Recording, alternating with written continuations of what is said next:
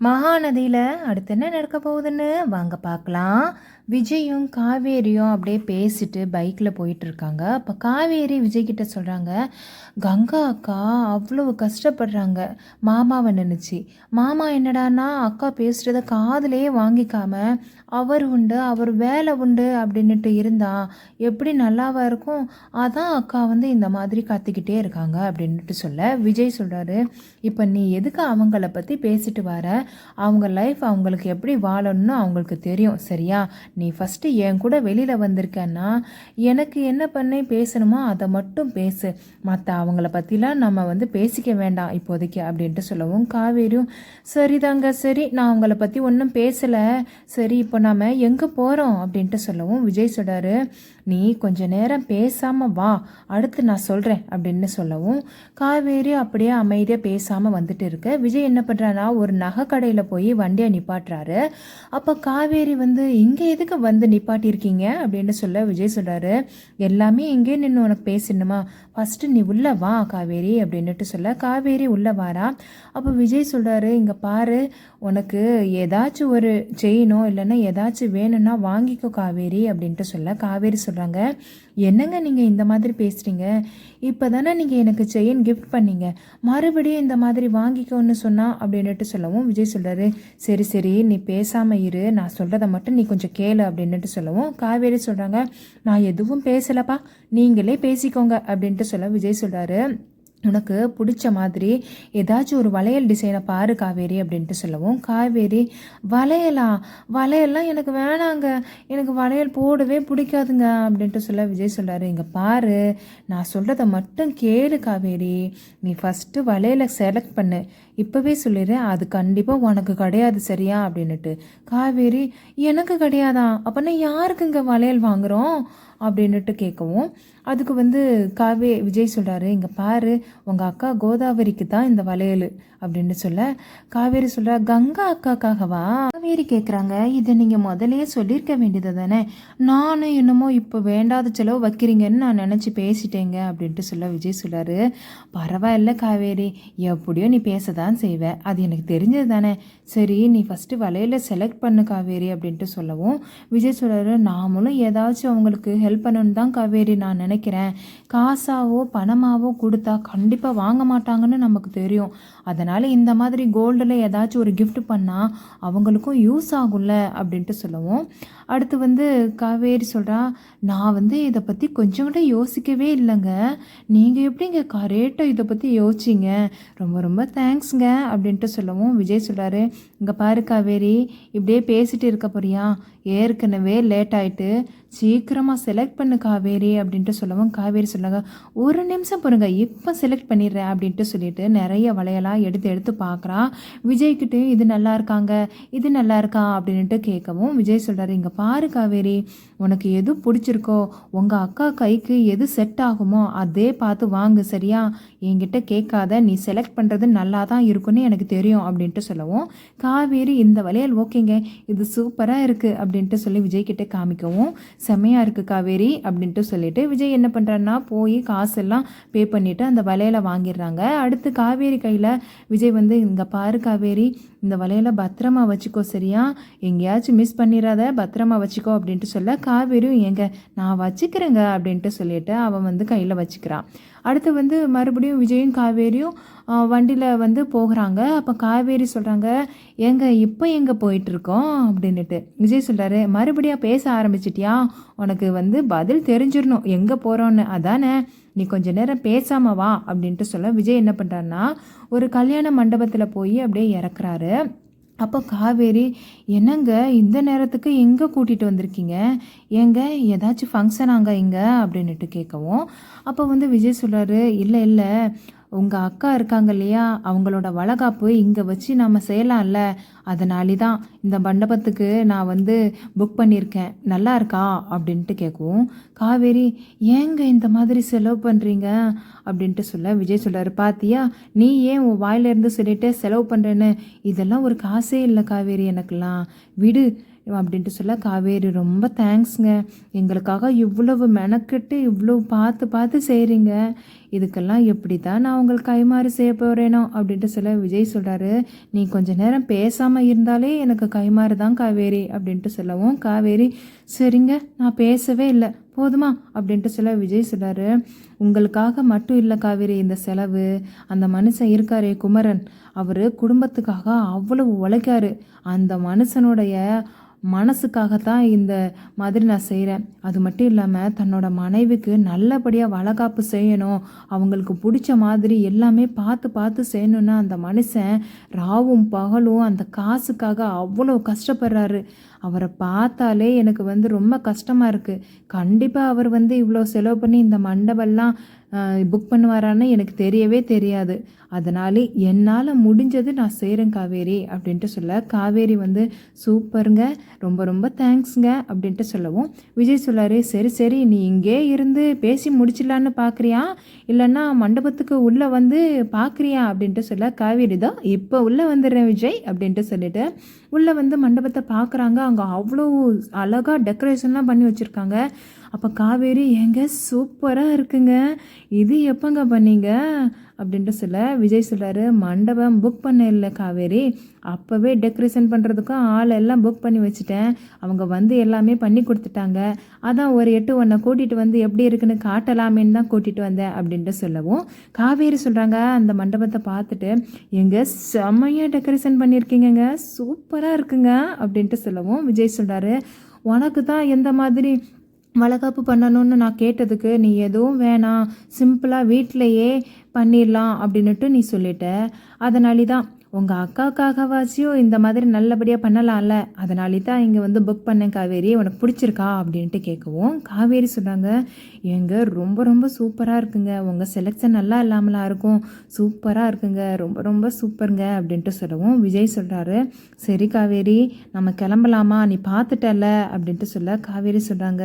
சூப்பராக இருக்குங்க, நம்ம கிளம்பலாம், ஏற்கனவே லேட் ஆகிட்டுங்க, இல்லைன்னா அம்மா ஃபோன் பண்ணி கேட்க ஆரம்பிச்சிருவாங்க, கிளம்பலாங்க அப்படின்ட்டு சொல்லிட்டு 2 பேரும் கிளம்பிடுறாங்க. அங்கிட்டு என்ன நடக்குன்னா கங்காவுக்கு கோவமாக இருக்குது, ஏன்னா குமரன் பேசாமல் சரியாக பேசாமல் கொள்ளாமல் அவர் வாராரு போகிறாரு அந்த மாதிரி இருக்கிறனாலே கங்கா மனசுலே நினச்சிட்டு இருக்கா, என்ன தான் இவர் மனசில் நினைக்காருன்னே தெரியல, இவர் பாட்டுக்கு வாராரு போகிறாரு, மற்றபடி இங்கே எவ்வளோ வேலை இருக்குன்னு ஒன்று கூட கண்டுக்கிறதே கிடையாது, எப்படி தான் நாங்கள் செய்வோன்னு ஏதாச்சும் தெரியுதா, அவர் தானே செய்யணும், எனக்கான விசேஷத்துக்கு அவர் தானே முன்னாடி நின்று எல்லாமே செய்யணும், கொஞ்சம் கூட யோசிக்கிறதும் கிடையாது, என்னத்தை சொல்ல இந்த மனுஷனை, மற்ற நேரம் என்னையே சுற்றி சுற்றி வருவார், இப்போ என்னடான எனக்கான வளகாப்பு நடக்க போகுது, இப்போ கண்டுக்கவே மாட்டக்காரு, அப்படி என்ன தான் இவருக்கு வேலை வந்துருச்சுன்னே தெரியல, எப்பவும் இல்லாத வேலை அப்படின்னுட்டு சொல்லிட்டு அப்படியே மனசுலேயே பேசிகிட்டே இருக்கவும் கரெக்டாக விஜயும் காவேரியும் வர்றாங்க. அப்போ விஜய் சொல்கிறாரு காவேரி கிட்ட, இங்கே பாரு காவேரி, நம்ம வளையல் வாங்கினது அது மட்டும் இல்லாமல் மண்டபத்தை புக் பண்ண எல்லா விஷயத்தையும் யாருக்கிட்டையும் போய் சொல்லிடாத, இது சர்ப்ரைஸாகவே இருக்கட்டும் அப்படின்னு சொல்ல காவேரி சொல்கிறாங்க,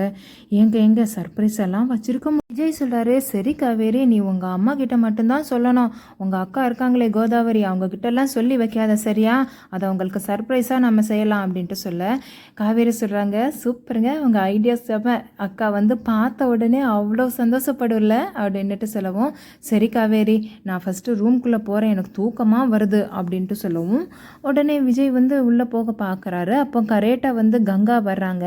கங்கா 2 பேர் வர்றதை பார்த்த உடனே அவங்களுக்கு கூட கொஞ்சம் கடுப்பாகுது. அப்போ காவேரி கேட்குறாங்க, என்னக்கா நீ இன்னும் தூங்கலையா அப்படின்னுட்டு. கங்கா சொல்கிறாங்க, இல்லடி தூக்கமே வரலடி இப்போல்லாம் அப்படின்ட்டு சொல்ல காவேரி சொன்னாங்க, இங்கே பாருக்கா தூக்கம் வராமல் தான் இருக்கும், அதுக்கு தூங்காமலா இருக்க போகிற, நீ ஃபஸ்ட்டு போய் சீக்கிரம் தூங்குக்கா, நாளைக்கு வேறு ஃபங்க்ஷன் இருக்குல்ல, தூங்காமல் கொள்ளாமல் இருந்தேன்னு நினச்சிக்கோ, ஏன் நாளைக்கு ரொம்ப டயர்டாக இருக்கும் உன் முகமே அப்படின்ட்டு சொல்ல கங்காவும் சரிடி காவேரி நான் உள்ளே போகிறேன் அப்படின்ட்டு சொல்லிட்டு உள்ளே போய் கதவை சாத்திக்கிறாங்க. அப்போ கங்கா மனசுலேயே நினைக்கிறாங்க, இந்த காவேரியும் விஜயும் எப்போ பார்த்தா ஜாலியாகவே சுற்றிட்டு இருக்காங்க, இப்போவும் பாரு புருஷனும் பொண்டாட்டியும் நல்ல ஜாலியாக இந்த நேரத்தில் வெளியில் போய் சுற்றிட்டு வராங்க, இவங்களை என்ன செய்ய, அது மட்டும் இல்லாமல் நமக்குன்னே வந்து வாச்சிருக்காரு இல்லையா, அவர் கண்டுக்கவே மாட்டேக்காரு. இங்கே விஜய் காவேரி காவேரின்னு அவ பின்னாடியே சுற்றிட்டு இருக்காரு அப்படின்ட்டு சொல்லிட்டு ரொம்ப வந்து மனசுக்குள்ளேயே அப்படியே புலம்பிக்கிறாங்க. அடுத்து வந்து அங்கிட்டு என்ன நடக்குன்னா, குமரன் வந்து வேலை பார்த்துட்டே இருக்காரு. அப்போ நிவினும் குமரனுக்கு சப்போர்ட்டாக வந்து நல்லா பேசிட்டு அவருக்கு தூக்கம் வராத மாதிரி பார்த்துட்டு அவ்வளோ ஜாலியாக இருக்கவும், குமரனுக்கு தூக்கத்தை கண்ட்ரோல் பண்ணவே முடியலை. கொஞ்சம் தூங்கி தூங்கி விழுறாரு. அப்போ வந்து நிவின் கேட்குறாரு, அண்ணே எதுக்குண்ணே இவ்வளவு கஷ்டப்படுற, உன்னால் முடியுமாண்ணே, இவ்வளவு எப்படின்னா தைக்க முடியும், ஏன்னா நீ இந்த மாதிரி பண்ணுற அப்படின்ட்டு சொல்லவும், குமரன் சொல்கிறாரு, டே நிவினை விடுறா,